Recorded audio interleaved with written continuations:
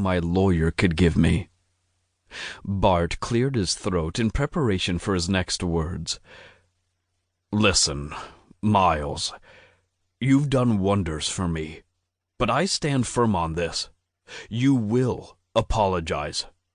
The two men you thought you loved have already tucked their tails and summed it up as being young and dumb.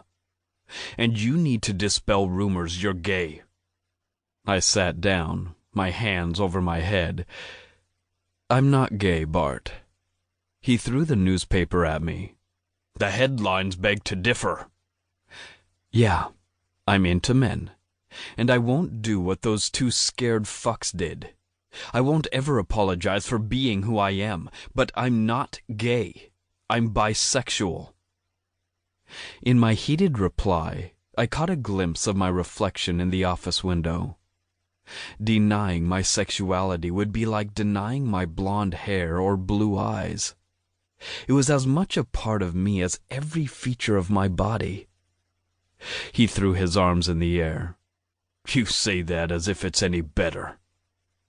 I stood quickly, walking to the door. "It's who I am." I left peacefully because getting mad wouldn't change the situation. I'd always take a stand, being proud of my sexuality. I left my lawyer to deal with him, though I didn't actually leave. I waited in the hallway for the details. My head of security, Apollo, stuck close to me, preparing me for the shitstorm outside. The press was hell-bent on hanging me out to dry, even though they'd loved me since I started the business 5 years ago as a child superstar. One day, same-sex marriages would be permitted. One day, polyamorous relationships would be accepted. I wasn't sure when, but I wouldn't give up fighting for how I wanted to live my life. My lawyer's voice rose as he crossed the threshold of the door and slammed it behind him. His slight touch when he approached had me aching for more. "Want to get out of here?" His wink was all the indication I needed to know we both wanted the same thing. But I was nothing if not direct. "I've known you for years, Tom. You've never shown any interest." His bright green eyes broadened with his smile shining through his face. He raked his hand through his thick jet-black hair, his eyes reaching my own, and then he cupped my chin tenderly. "Miles, I may have known you for years, but I needed you to get to a decent age. I am, after all, quite a bit older than you."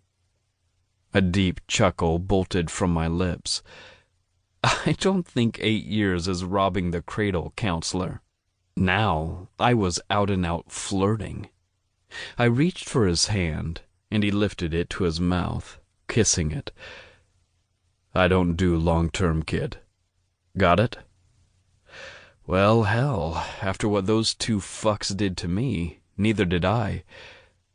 Yeah, I got it. I fell in love with my co-stars, and having them denounce me was bad enough. But then they denounced who they were, and to me, that was worse. If you can't be yourself in this world, then who are you? "Miles," Apollo, my main bodyguard, called out to me. "You both ready for this shit show?" "My house?" I asked, knowing him it'd be easier for him to slip out after I fucked him long enough to alleviate the hurt living deep in my heart.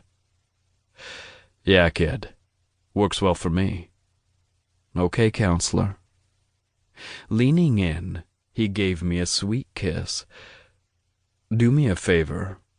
You're not my client at this moment, so call me Tom." In the years I'd known my lawyer, I'd barely ever called him Tom.